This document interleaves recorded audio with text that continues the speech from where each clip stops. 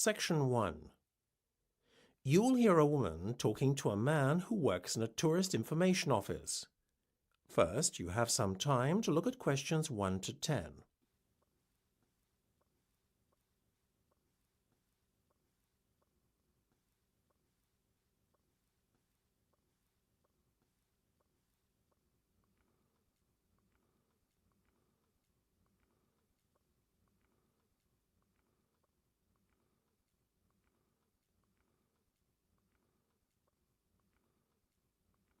You will see that there is an example that has been done for you. On this occasion only, the conversation relating to this will be played first. Good afternoon, can I help you? I hope so. My Portuguese friends are coming over to visit me next month and I need to find a place for them to stay that is quite central, as I live in the city centre myself and want them to be close by. Can you recommend anywhere? Yes, a few places instantly spring to mind. What about Belvedere Gardens Hotel? Despite what the name might suggest, it's right in the city centre, on Main Street, opposite Grimes Tower. The Belvedere Gardens Hotel is located opposite Grimes Tower, so you write opposite in the space provided. You should answer the questions as you listen, because you will not hear the recording a second time. Listen carefully and answer questions 1 to 6. Good afternoon, can I help you? I hope so. My Portuguese friends are coming over to visit me next month and I need to find a place for them to stay that is quite central, as I live in the city centre myself and want them to be close by. Can you recommend anywhere? Yes, a few places instantly spring to mind. What about Belvedere Gardens Hotel? Despite what the name might suggest, it's right in the city centre, on Main Street, opposite Grimes Tower. How much is it per night, please? Quite reasonable given the location. $50, and that is inclusive of a continental breakfast. Oh, that sounds nice. What about other meals? Do you have to pay extra for them? Yes, unfortunately lunch and dinner are not included in the price. The hotel does have a very fine restaurant though, and I would thoroughly recommend the buffet dinner there. Customers should be seated by 7:30 in the evening when the buffet starts. I'll keep it in mind. Is there anywhere else you can think of? Certainly. The Belfield Grand is always a popular choice. It's located a little further out, though, on the south side of Edgware Common. Perhaps that's too far from the city centre. Not really. It's only a few stops on the subway. Depends on the price. Believe it or not, the Belfield is more expensive than Belvedere Gardens, $55. Oh, that's no good. Mind you, there is a $10 discount offered to customers who've booked online. There's also the fact that the price is inclusive of all meals, breakfast, lunch and dinner, served in the guest's lounge. Before listening to the rest of the conversation, you have some time to look at questions 7 to 10.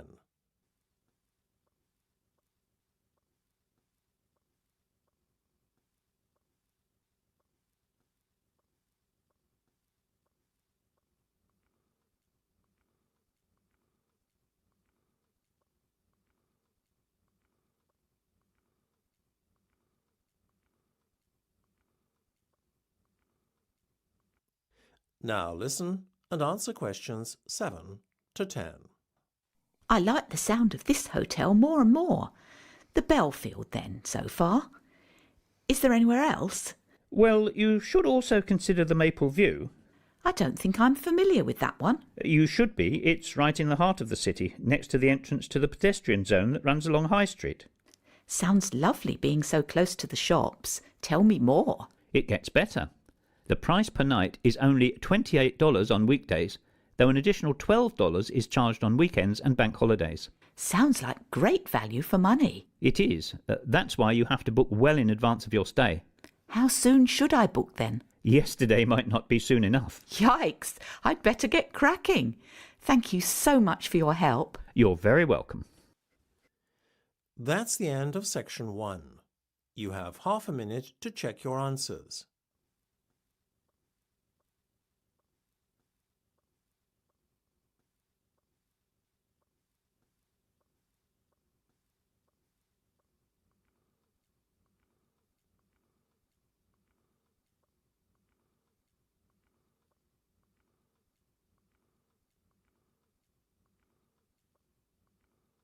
Now turn to Section 2. Section 2.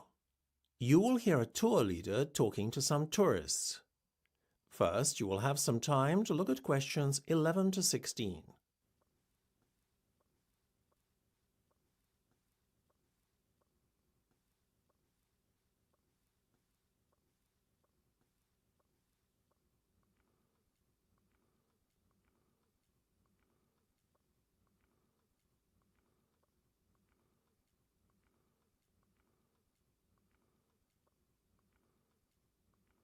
Now listen carefully and answer questions 11 to 16.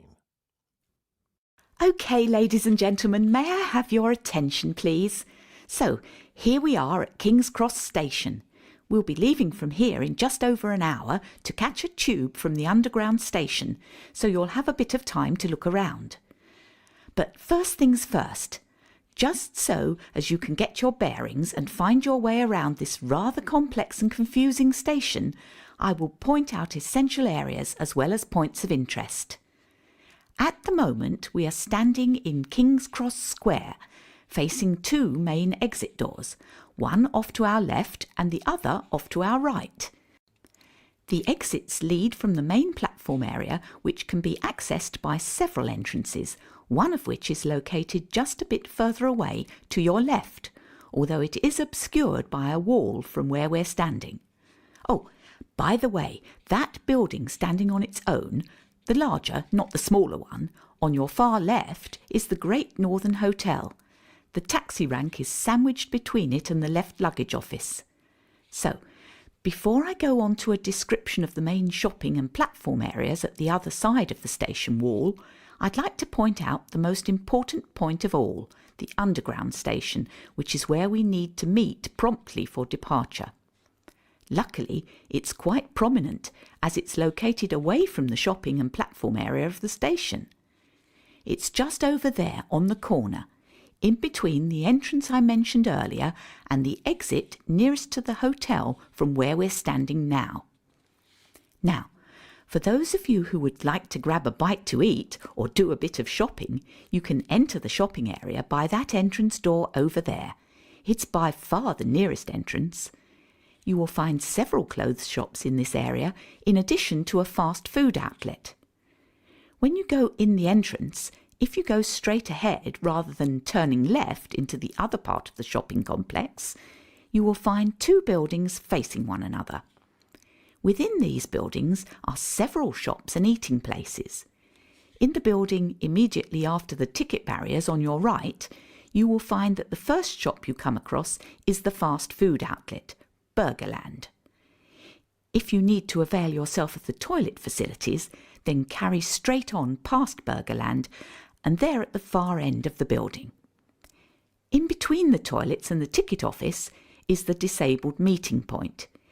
You will have to enter through this area in order to gain access to the toilets. If you would like to go up to the second floor, where there are one or two shops and a pizzeria, then as you enter the shopping area through the main entrance, instead of going straight ahead, you turn off to the left. The escalators are immediately on your left again. When you go up the escalators, you will see two buildings again on your left. Go past the first building, and the pizzeria is the first shop that you come to in the second building. Now, I would just like to ask, are there any Harry Potter fans with us today? Ah, good. Yes, I see several hands raised. Well, there's a treat in store for you if you go to the far end of the second building and take the escalator down again to the ground floor. As you reach the bottom of the escalator, turn right and carry on walking, keeping the ticket barrier on your left all the time. Don't turn off left, but carry on walking until you find yourself up against the station wall. This is the famous Platform 9 3/4, immortalised by J.K. Rowling in her Harry Potter books. You'll see half a trolley embedded in the wall to mark the spot. So, those are the main things to do and see. I hope you enjoy yourselves, but please meet me at the underground entrance promptly for departure. Don't be tempted to board the Hogwarts Express on Platform 9 3/4. Before you hear the rest of the discussion, you have some time to look at questions 17 to 20.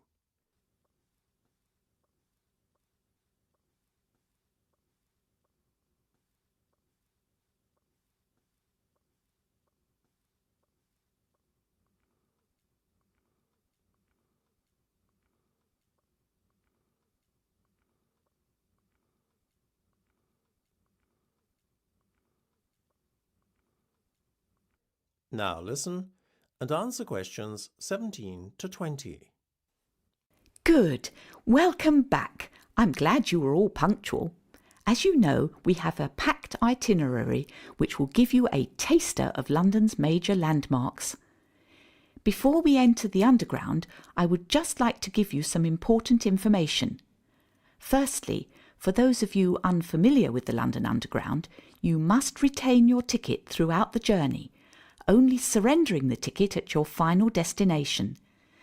This is not applicable to today's trip, but really for tomorrow, when you will be at leisure and may wish to use the Underground again.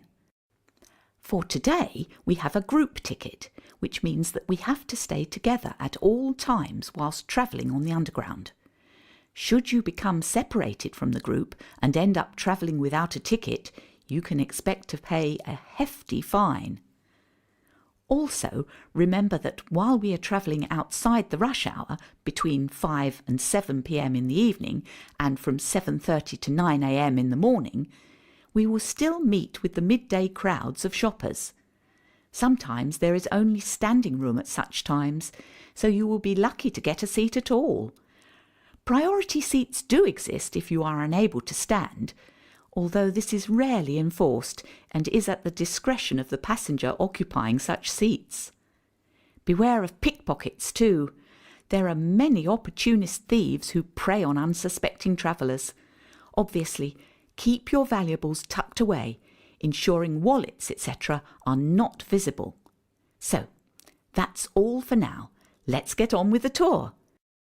Follow me and please keep close to your group members to avoid getting separated. That's the end of section 2. You have half a minute to check your answers.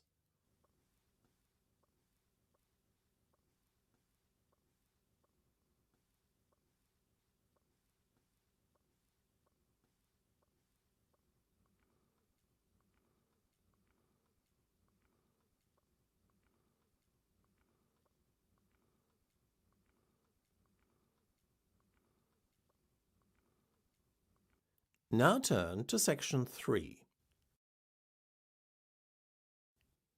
Section 3. You will hear a discussion between Steve and Melissa about their commerce course. First, you have some time to look at questions 21 to 25.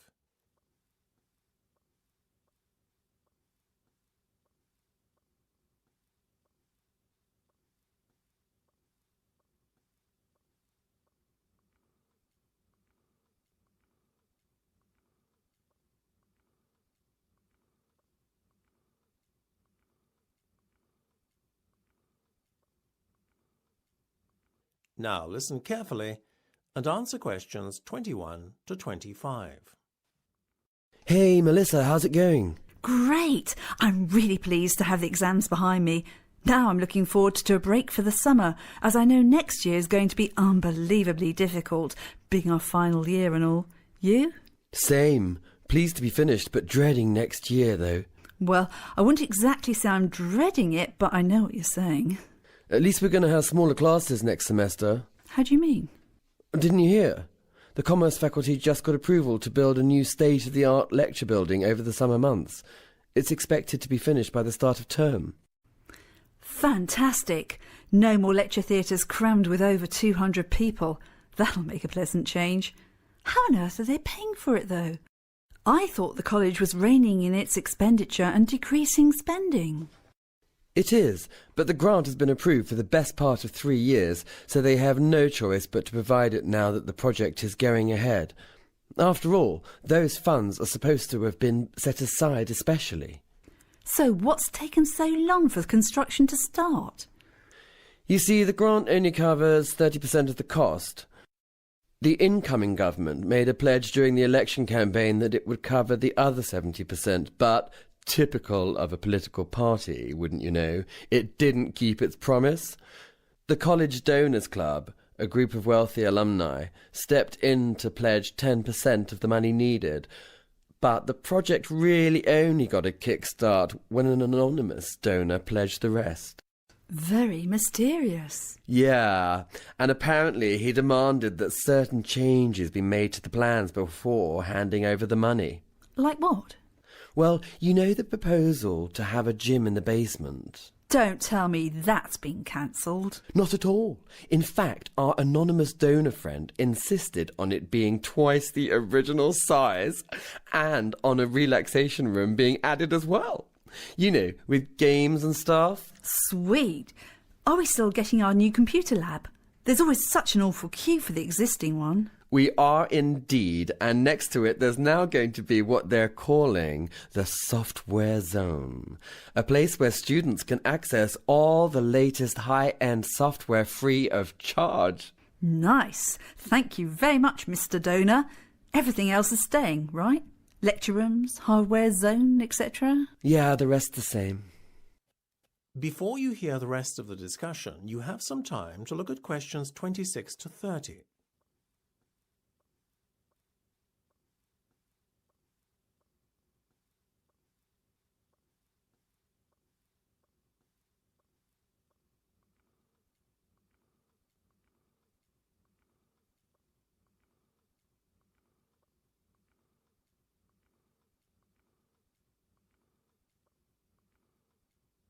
Now listen and answer questions 26 to 30.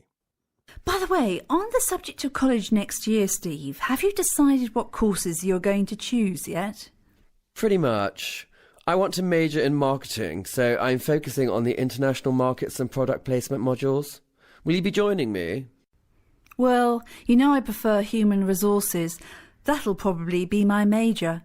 But if you twist my arm, I'll probably join you for the first one. No way on all that product placement nonsense, though. Sounds boring. Organisational behaviour is a requirement if you want to major in HR, as is managing people, so I'll definitely do both of those. Will you join me on them then? Sorry, Melissa. You know, HR is just not my thing. What about your optional modules? Do you feel like doing information systems with me? We all need to know a bit about the digital world after all. I'll get back to you. I haven't ruled out public relations either. Let's chat about it again later in the week when I've had some time to think. Cool, I'll call you, okay? Sounds like a plan. I better go now. That's the end of section 3. You have half a minute to check your answers.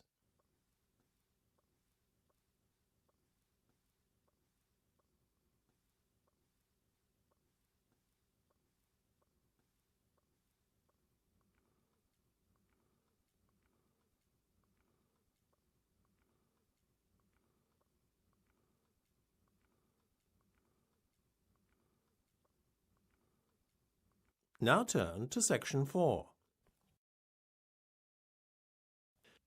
Section 4. You will hear part of a talk on some well-known personality tests and their uses. First, you have some time to look at questions 31 to 40.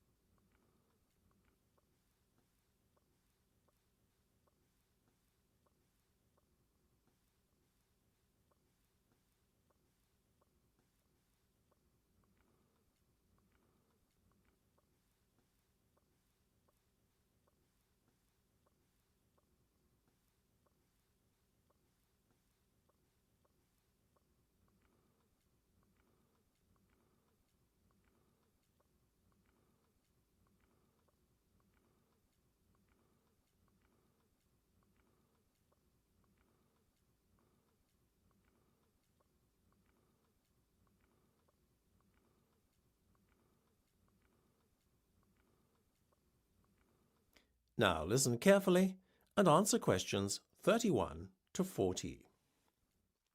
I'm sure at some point in your lives you will have completed a personality test, whether for professional reasons or purely for fun. Such personality assessments are abundant. They pervade our everyday lives, since there is a fundamental human need to understand the motivation behind our own and others' behaviour. Learning how to assess personality permits greater understanding of the motivating factors affecting the way we communicate and cooperate with others, in addition to how we relate to others on a personal level. So now that we've talked about why personality tests are so important, let's take a look at the most well-known tests and see how they compare. Well, first off, we have a favourite of careers officers and potential employers alike, the graphology test.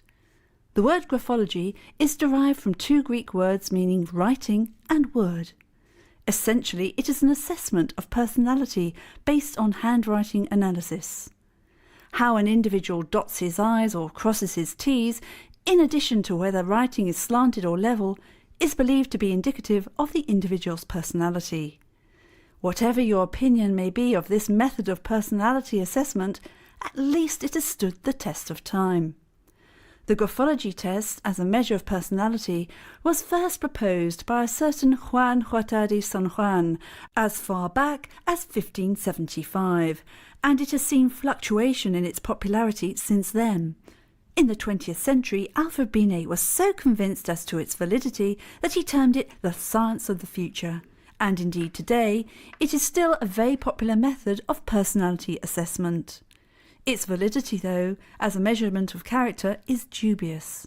The British Psychological Society has even gone so far as to rank graphology alongside astrology, giving them both zero validity.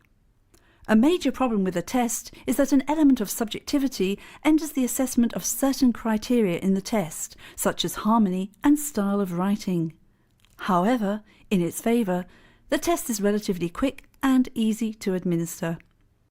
Next, let's look at the Rorschach or inkblot test, which is one of the better-known tools of psychological assessment. Popularised in party game versions of the test, the Rorschach test has received mixed reactions amongst psychologists. Whilst many dismiss the test as a pseudoscience, it is nevertheless used by prestigious mental health organisations such as the Tavistock Clinic as a valid tool for personality assessment. Admittedly, assessing someone's character based on their reactions to a series of inkblots on pieces of card might seem somewhat ludicrous.